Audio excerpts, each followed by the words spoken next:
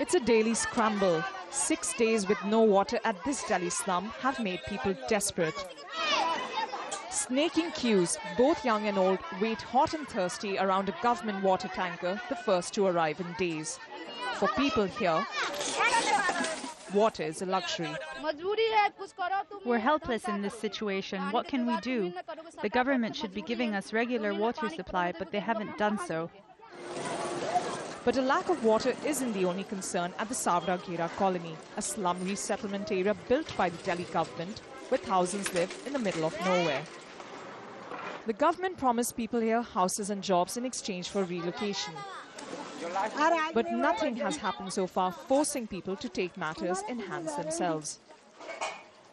For Gurudas, rebuilding his home has been as difficult as rebuilding his life. Forced to move here 4 years ago, he lost his business and now lives away from his family. They continue to work in the city.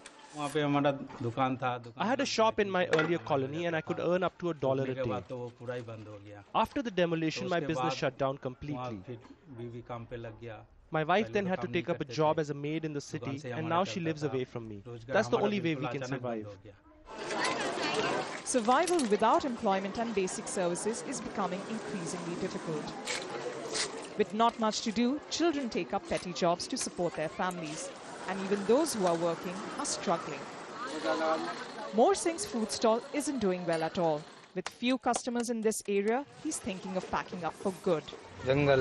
It's a jungle here. What kind of a business can you run in such an area? The little I earn here is of no use to me. The driving force for these evictions are development projects like these. Delhi's land is among the most expensive in India, and the poor who occupy it are forced out to make way for progress and economic development.